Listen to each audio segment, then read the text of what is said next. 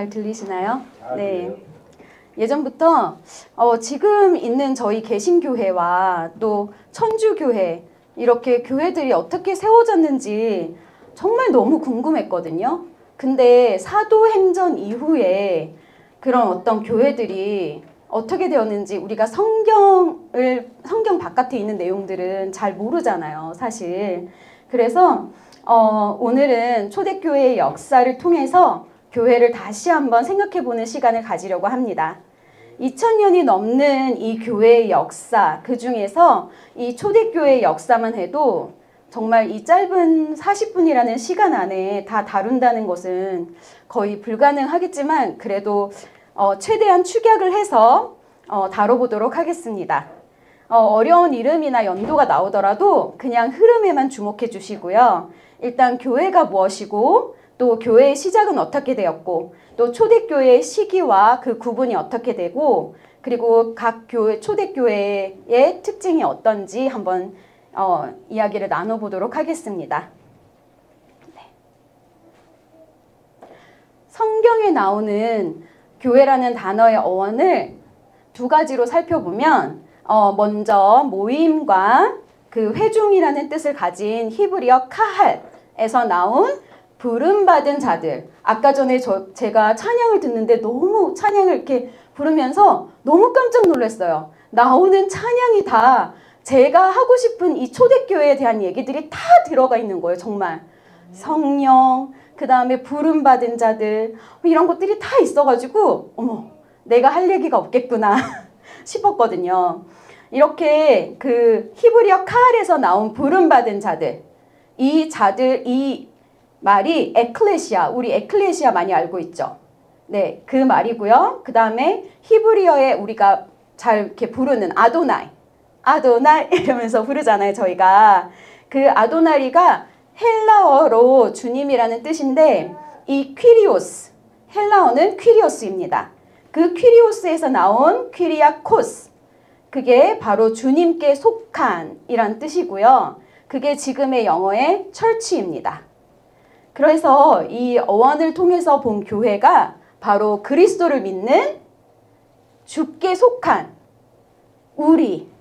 주께 속한 자들의 모임을 뜻합니다. 그렇다면 성경에서 하나님의 교회를 뭐라고 하는지 저희 이제 성경을 펼쳐서 한번 같이 읽어보도록 하겠습니다. 고린도전서 1장 2절과 골로새서 먼저 고린도전서 1장 2절이요. 네. 고린도에 있는 하나님의 교회 곧 그리스도 예수 안에서 거룩하여지고 성도라 부르심을 입은 자들과 또 각처에서 우리의 주 곧 저희와 우리의 주 되신 예수 그리스도의 이름을 부르는 모든 자들에게. 네. 그리고 골로새서 1장 18절 그는 몸인 교회의 머리라 그가 근본이요. 에베소서 1장 23절 교회는 그의 몸이니 만물 안에서 만물을 충만케 하는 자의 충만이니라. 아멘. 교회는 그리스도의 몸이고 또 예수 그리스도 안에서 거룩하게 구별된 하나님의 부르심을 받은 자들입니다. 그리고 또 이들은 주 대신 예수 그리스도의 이름을 부르는 모든 자들입니다. 바로 우리입니다. 네.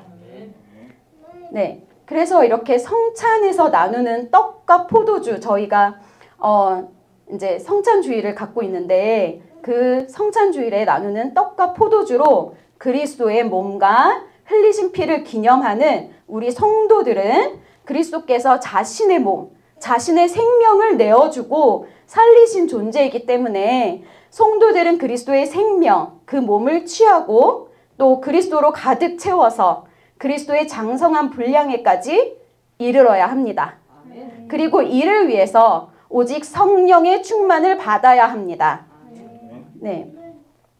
예수님께서 부활하시고 저희가 이렇게 초대교회를 보려면 먼저 사도행전을 살펴봐야 되는데요. 이 사도행전 1장에 보면 예수님께서 부활하시고 또 40일간 구약에 나타난 메시아, 즉 자신에 대한 일과 또 하나님의 나라의 일을 제자들에게 가르치셨습니다.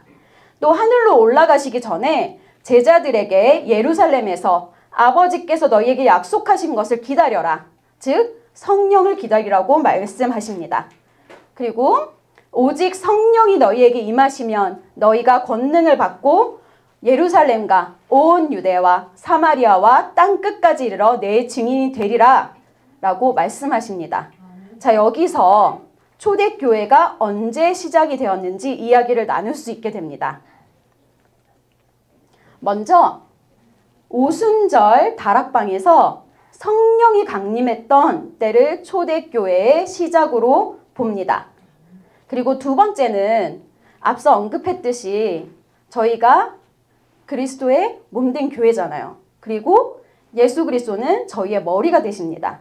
그래서 그 교회의 머리 되신 예수님께서 인간의 몸으로 이 땅에 오신 성육하게 된 그 예수님의 탄생부터 교회가 시작되었다고 보기도 합니다. 그리고 세 번째로는 사도들이 증인이 되어서 복음을 증거할 때 처음에는 사도들이 유대인들이 모여있는 회당으로 가서 복음을 전해요. 그런데 거기서 유대인들이 핍박을 합니다. 복음을 전하지 못하게 돼요. 그래서 이렇게 같이 모여서 그런 예수님을 믿는 자들이 회당이 아니라 같이 모여서 가정에서 예배를 드리는데 20명에서 40명 정도가 모였다고 해요. 그래서 그렇게 가정에서 예배를 드리기 시작하면서 교회가 시작이 되었다고 보기도 합니다. 그렇지만 여기서 가장 타당하게 보는 경우는 첫 번째 성령이 강림하셨을 때, 네, 그때를 교회의 시작으로 봅니다. 그래서 예수님께서 승천하신 후 성령이 임하고 사람들이 모여서 교회를 이루면서 이들이 무엇을 했는지 사도행전에 아주 잘 나타나 있습니다. 제가 여기다가 이렇게 적어놓긴 했는데 제가 이게 너무 길어가지고 제가 말씀을 드릴게요. 먼저 사도행전 1장 14절에 보면 성령이 임하기 전에 사도들은 모여 기도에 힘씁니다. 그리고 1장 25절에서 26절을 보면 봉사와 사도의 직분을 행할 자를 뽑죠. 그리고 성령이 임한 후에는 2장 4절에서 7절을 보면 방언으로 말합니다. 그리고 2장 14절에서 36절까지를 보면 베드로의 설교가 나오는데 이때 간단히 살펴보면 20절에는 예언이 선포되고 또 21절에는 복음이 선포됩니다. 그리고 2장 37절에서 41절에는 베드로의 설교를 들은 이들이 회개를 하고요. 그리고 세례를 받습니다. 이때 신도의 수가 몇 명인지 아세요? 맞아요. 3,000명이 됐습니다. 네. 그리고 2장 42절에서 47절은 신자들의 교제가 나오는데 이 42절을 보면 가르침을 받고 교제하고 떡을 떼고 그리고 힘써 기도합니다. 그리고 43절에는 기사와 표적을 행하는 것이 나오고요. 그리고 44절에는 믿는 사람들이 모든 물건을 통용했으며 가진 재산과 소유를 팔아 각 사람의 필요에 따라 나눠주었다고 합니다. 그런데 여기서 오해하지 말아야 될 게 있어요. 저희가 이렇게 그 아나니아와 삽비라 이야기를 아시죠? 근데 사람들이 이 부분을 조금 오해하는 게 있더라고요. 교회에서는 자신의 것을 나누는 일에 강제하지 않았고요. 개인의 재산을 허용했고 그리고 바나바가 그 아나니아와 삽비라 이야기가 있기 전에 바나바가 이제 자신의 밭을 팔아서 사도들의 발 앞에 드리는데 그것도 바나바가 기쁨과 헌신하는 마음으로 행한 것입니다. 그리고 예수님께서도 성전에서 전 재산인 그 2렙돈을 낸 과부 이야기를 통해서 그 과부의 그 전 재산, 그 가산을 삼킨 종교 지도자들을 비판하고 있잖아요. 우리가 그런 관점에서 이 이야기를 바라봐야 됩니다. 이거는 이제 중간에 지나가는 이야기였고요. 그리고 26절에 날마다 마음을 같이 해서 성전에 모였고 집에서 떡을 떼며 기쁨과 순전한 마음으로 음식을 먹습니다. 성전에 모여서 무엇을 했을까요? 47절에 보면요. 하나님을 찬미했고 또 복음을 전한 것을 알 수 있습니다. 그뿐일까요? 성전에서 기도도 했겠죠. 그 장면이 3장 1절에 바로 나옵니다. 유대인들은 하루에 3번을 기도를 했는데요. 이렇게 사도들도 여전히 유대인들이 기도했던 대로 하루에 3번을 기도를 합니다. 그게 제3시 오전 9시, 지금의 오전 9시고요. 그리고 제6시인 정오 12시, 그리고 또 여기에 나오는 제9시 오후 3시입니다. 그렇게 기도를 했고요. 그 다음에 3장 6절에서 8절을 보면 병을 고쳤고 11절 이후를 보면 설교를 통해서 복음을 전합니다. 네, 이들이요, 주님을 알고 주님을 배웠고 주님께서 죽으시고 부활하신 것을 본 그 사도들의 마음, 그 제자들의 마음, 성령 하나님이 처음 자신에게 임하셔서 여러 나라 말로 복음을 전하게 한 것을 경험한 이들이 세운 교회가요, 얼마나 정말 순수하고 또 열정적이고 또 얼마나 아름다웠겠습니까? 그런데요, 이 초대교회가요, 마냥 순탄하진 않았습니다. 이 예수님을 믿는 자들에게는 이미 우리가 천국이 너희에게 임했다고 하잖아요. 그런데 아직 온전한 새하늘과 새 땅이 임한 것은 아니기 때문에 이 땅 가운데 교회가 성령님의 역사도 있지만 또 한편으로는 어둠의 세력, 사탄의 세력의 그 방해도 있습니다. 네. 이렇게 초대교회의 그 시대를 4가지 정도로 나눌 수가 있는데요. 성령의 강림부터 100년까지를 사도의 시대라고 합니다. 네. 그리고 그 다음 100년에서 130년까지를 속사도 시대, 그러니까 사도의 제자의 시대라고 합니다. 그리고 130년에서 160년까지를 변증가의 시대라고 하고요. 그리고 밀라노 칙령이 제정된 313년 아니면 소로마 제국이 멸망한 476년까지를 대체로 초대교회의 교부시대라고 해서 이렇게 4부분으로 나눕니다. 물론 여기에 590년까지도 보는 경우도 있긴 한데 그건 이따가 말씀드리겠습니다. 네, 그래서 먼저 사도시대는 말 그대로 예수님의 제자들이 사도가 되어서 예루살렘에서 온 유대와 사마리아와 그리고 그들의 땅끝인 로마까지 복음을 전하면서 교회를 세워나가던 시기입니다.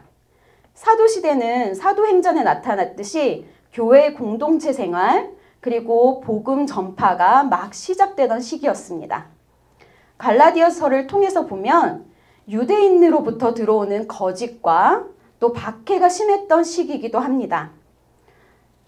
이 점차 복음이 유대에서 로마로 전해지면서 로마에서도 박해를 받게 됩니다. 특히 교회로 들어온 유대인들 중에는 예수님도 믿지만 또 할례도 받아야 하고 또 모세의 율법도 지켜야 한다는 자들이 있었습니다. 그래서 이 문제를 놓고 사도들이 예루살렘에서 회의를 합니다. 그래서 그 결론으로 내린 것이 이방인들에게는 우상과 피와 목매어 죽인 것과 음행을 멀리하라고 이 4가지를 지키라고 하는 것으로 충분하다, 이렇게 결론을 내립니다. 네, 그리고 로마서나 갈라디아서 등에서 나오듯이 구원은 오직 하나님의 은혜에 의하여 오직 예수 그리스도를 믿음으로 받는 것이라고 선포를 합니다. 이 시기에 정말 많은 이방인들에게 복음이 전해집니다. 그리고 당시 주후 AD 70년 예루살렘이 멸망하기 전까지 구심점이 된 예루살렘 교회가 있었고요.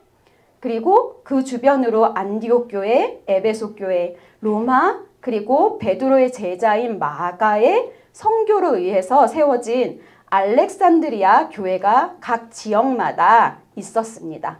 특히 여기서 에베소 교회를 중심으로 한 7교회가 있었는데요.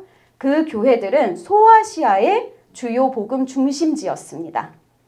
각 교회마다 감독들이 세워졌고요. 이 감독은 지금의 장로직분이 지금은 평신도 그리고 이제 연장자, 이신 분들 중에서 이렇게 맡고 계시잖아요. 그런데 그리고 또 감독은 지금의 목회자를 뜻하고요. 그런데 당시만 해도 이 감독과 장로가 서로 동일한 직분이었습니다. 그리고 그 당시에 감독 중에 클레멘트라고 하는 분이 있었는데요.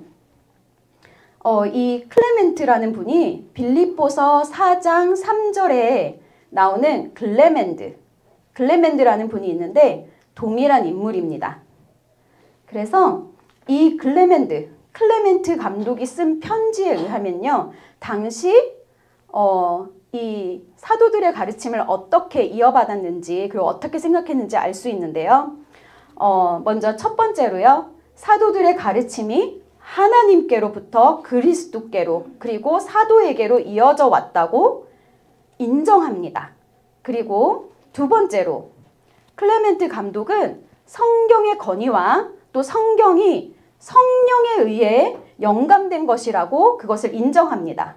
그리고 세 번째는요. 이 두 가지, 그러니까 사도의 건의를 인정하고 또 성경이 성령에 의해 쓰여졌다는 것을 인정하는 이 두 가지를 가지고요.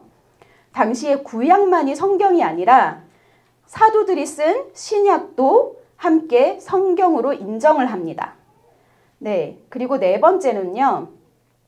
바울 서신이 강조한 칭의에 대해서 분명한 언급을 하고 있고요. 그리고 다섯 번째로는 사도행전 20장에 나오는 것처럼 장로와 감독의 직분을 구분하지 않았습니다.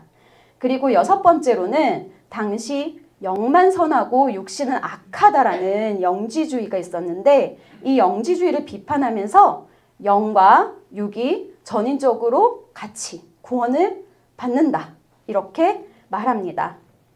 사도시대부터 계속해서 이단은 계속 있어 왔고요.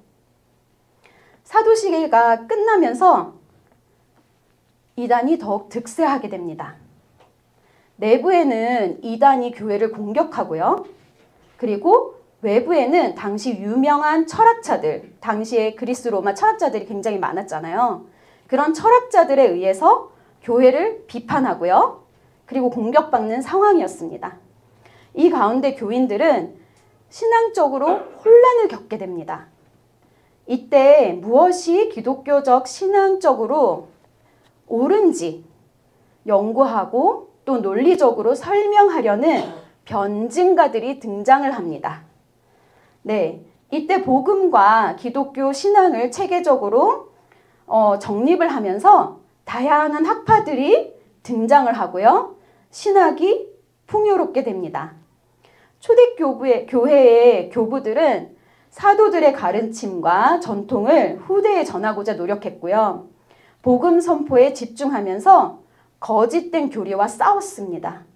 이 교부 시대를 니케아 공의회 이전 교부와 이후의 교부로 나눠집니다. 이때 니케아 공의회에서는 삼위일체 그리고 그리스도의 신성과 인성 그리고 교회의 본성에 관해서 서로 논의를 했습니다. 네. 초대교회가 박해를 받은 이유가 있겠죠. 당시에 어떤 것 때문에 박해를 받았는지 좀 살펴보려고 합니다. 첫 번째는 황제 숭배 거부입니다. 그리고요, 두 번째는요, 만찬 예식에서 그리스도의 살을 먹고 피를 마신다. 그런 것들이 들렸는데, 이거를 실제적인 행위로 오해하고요, 혐오를 했습니다. 그리고 보이지 않는 신을 믿는다? 무신론자 아니야? 라고 비난을 하기도 했고요. 그리고 그리스도인들이 아무래도 박해를 받다 보니까 은밀하게 모였거든요. 왜 이렇게 물고기 모양 이렇게 표시를 해놓고 이렇게 집집마다 그런 걸 이렇게 표시를 해놓고 우린 그리스도인이야, 예배 드리니까 모여, 이렇게 해가지고 은밀하게 모였던 것을 마치 무슨 비밀 결사단 그런 걸로 이렇게 오해를 하기도 했고요. 그리고 세 번째로는 이교도의 축제나 신정 관련된 활동에 참여하지 않는 것으로 이 로마인들에게 반사회적이고 또 너무 고집스럽다. 자기들만 잘났냐? 약간 그런 식으로 이제 사회적으로 단절이 됩니다. 당시 분위기를 잠시 살펴보면요. 각 가정마다 혹은 뭐 각 지역이나 민족마다 자신들이 섬기는 신들이 있었고요. 그리고 가족 중에 만약에 자신들이 섬기는 신을 섬기지 않는 일원이 있다. 그러면 그 가족은 그 마을 공동체에서 멸시와 핍박의 대상이 되었습니다. 왜냐하면 당시에 어떤 물질적인 풍요나 아니면은 뭐 삶의 안정 이런 것들이 자신들이 믿는 신으로부터 왔다고 믿었는데 만약 그 마을에 자연재해가 있거나 전염병이 퍼지거나 아니면 물질적인 손해가 생기면 어떻겠어요? 당연히 우리와 다른 신을 믿는 사람을 비난을 하겠죠. 네. 그리고 한때는 나랑 똑같이 유흥을 즐기고 문란했고 음란했고 똑같이 우상숭배를 했는데 갑자기 예수라는 인물을 믿고 변화되기 시작을 합니다. 당시 로마에는 매춘업도 굉장히 발달을 했고요. 그리고 이런 신전의 활동이라고 아까 전에 언급을 했는데 대부분은 음란한 행위와 연관이 많이 있고요. 그리고요. 이런 콜로세움이나 스테디움만 보더라도 얼마나 그때 유흥과 즐길거리가 넘쳤는지 모릅니다. 그런데 그런 것을 다 멀리하고 오직 예수 그리스도, 오직 복음을 위해서 살았던 이들이 그리스도인들입니다. 그래서 점차 이들이 하나님의 교회로 변해가면서요. 세상과는 당연히 멀어지고 공동체에서 소외되기 시작을 합니다. 그런 상황에서 그리스도인들이 어떻게 살아야 할 것인지 그렇게 당부하는 내용들이 고린도 전서에 또한 등장을 합니다. 네. 이러한 이유들로 이렇게 64년 네로 황제 때 그때 로마에 굉장히 큰 불이 납니다. 그리고 그 원인을 황제를 숭배하지 않고 자기들끼리 예수라는 인물을 섬기는 이 그리스도인들에게 그 원인을 돌립니다. 그리스도인들이 이렇게 핍박을 받는데요. 어떤 핍박을 받았냐면요. 그 맹수의 밥이 되기도 하고요. 그 다음에 그리스도인들의 몸에 탈이라는 것을 발라서 이 네로 황제 궁전을 밝히는 등불로 씁니다. 인간 횃불이 되는 거죠. 굉장히 잔인하게 처형을 당했습니다. 그리고 그 중에는 우리가 잘 알고 있는 사도 바울과 또 베드로가 이 시기에 순교를 당합니다. 그리고 자신을 주와 신, 나는 주인이고 우리가 주라고 고백을 하잖아요. 그리스도께. 그렇듯이 주와 신이라고 자신을 칭해서 황제 숭배를 강요하던 도미티아누스. 네.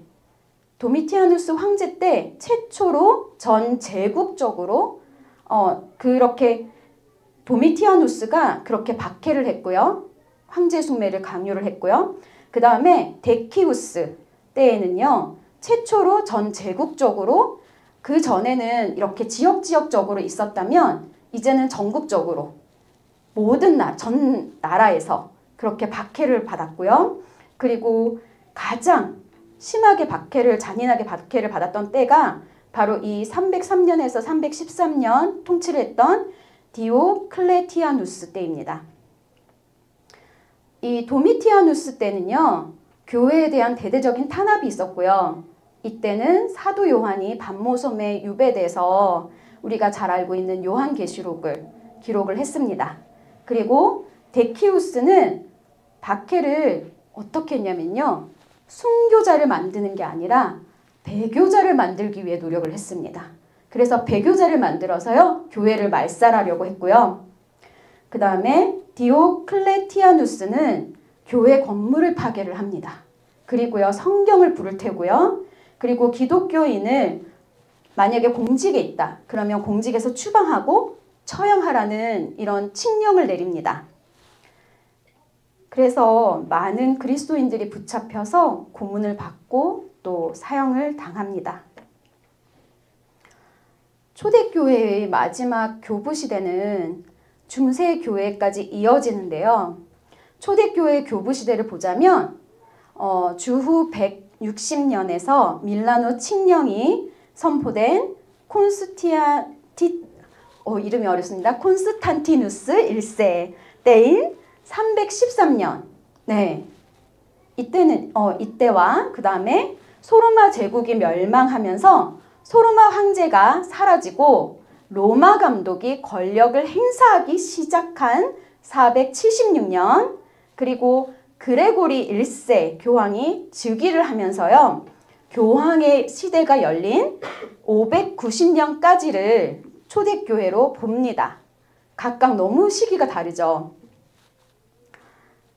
거의 200년 정도가 차이가 나는데요.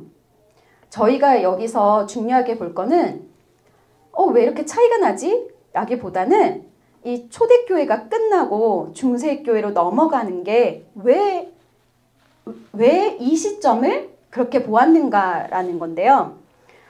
우리가 시간의 흐름 가운데 내가 생일이 왔다고 갑자기 내가 주름살이 하나 갑자기 생기고 아니면 갑자기 더 똑똑해지거나 이렇게 되진 않잖아요.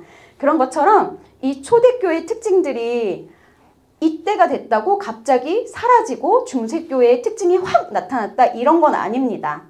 그렇지만 이 첫 번째 313년 밀라노 칙령을 통해서 모든 종교가 로마에서 전 국가적으로 자유를 얻게 됩니다. 동시에 교회에 대한 핍박도 사라집니다. 그리고 두 번째 476년에는요. 소로마 제국이 무너지면서 그 서로마 안에 로마 교회 감독이 드디어 권력을 행사하기 시작합니다. 그전에는 늘 황제의 명령을 무조건 따라야 했거든요. 그런데 이제는 황제가 폐위되고 없습니다. 네. 그리고 세 번째 590년은 마침내 교황의 시대가 열리는 시점입니다. 이 시점들의 시기가 200년 정도 차이가 나지만 공통점이 있습니다.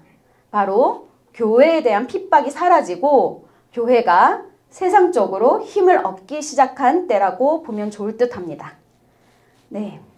이후 교회와 교황이 세상에서 권력을 행사하면서 많은 부분에서 타락이 진행되기도 하지만 한편으로는 교회의 신학과 체제가 확립되고 교회가 세계로 뻗어나갈 준비를 하면서 대기하고 있던 시기라고 할 수 있겠습니다. 초대교회 당시 교회의 모습은 복음을 전하고 예배를 드리고 교제와 나눔을 통한 사랑의 공동체의 모습이었습니다. 이러한 모습을 속사도들과 또 초대교부들은 사도들을 본받아 그들도 그와 같은 삶을 살고자 많이 노력했고 아무리 내부적으로 이단이 또 외부에서는 탄압이 있었지만 끝까지 예수 그리스도에 대한 믿음을 저버리지 않는 시대였습니다. 종교 탄압을 멈춘 313년 이전까지는 교회는 계속해서 핍박과 환난 가운데 있었고 당시 순교당한 그리스도인들의 뼈 무덤인 카타콤도 많이 발견되었습니다. 아까 전에 교회를 무너뜨리는 그런 사람들도 있었는데요. 실제로 교회 건물 안에 예배하는 그리스도인들이 있으면 그 교회 건물 자체에 불을 질러서 모든 그리스도인들을 다 불로 죽이고요. 그런 끔찍한 일들이 많았습니다. 그래서 카타콤이라고 하는 거는요. 말하자면 그런 이제 그리스도인들, 죽은 순교한 그리스도인들의 뼈를 모아서 이렇게 무덤으로 만들어 놓은 거예요. 네, 그런 것들이 지금 많이 발견되었고요. 그리고 또 우리가 고난을 두려워하고 또 겪지 않기를 원하잖아요. 사실은 저도 그렇고. 그런데 성경은 우리에게 고난이 주는 유익을 말씀하고 계십니다. 교회는 이제껏 많은 고난을 겪어왔고 그리스도의 승리를 또한 경험했습니다. 사탄의 세력의 목적이요, 교회를 무너뜨리는 것입니다. 그들은 교회가 하늘에 신령한 것이 아니라 세상의 권력과 쾌락을 쫓아가길 원합니다. 하나님의 말씀을 올바로 듣고 또 믿고 선포하는 것이 아니라 거짓에 놀아나고 속고 그리고 그것이 진실이라고 믿기를 원합니다. 그럼에도 창조주 하나님은 세상의 모든 역사의 주관자이시기 때문에 모든 일이 협력하여 선을 이루도록 역사하십니다. 하나님은 승천하시기 전에 이미 제자들에게 어둠의 때가 올 것을 알려주셨습니다. 성령께서 우리를 진리 가운데로 인도하실 것을 또한 알려주셨습니다. 그 성령이 우리에게 임할 때 우리가 하나님의 크고 놀라운 비밀, 그 복음을 전하게 될 것임을 말씀하셨습니다. 우리가 할 일은 예수님께서 제자들에게 명하신 것처럼 성령을 의지해서 땅끝까지 이르러 예수님의 증인이 되는 것과 하나님을 사랑하고 또 내 이웃을 사랑하는 일입니다. 교회가 많은 세월이 흐르면서 어떤 모습으로 변하든지 교회는 곧 그리스도의 몸입니다. 그것은 변하지 않는 진리입니다. 이것을 기억하시면 그 어떤 고난의 순간 환난이 다가올지라도 십자가에서 승리하신 그리스도의 승리가 우리의 승리가 됨을 믿습니다.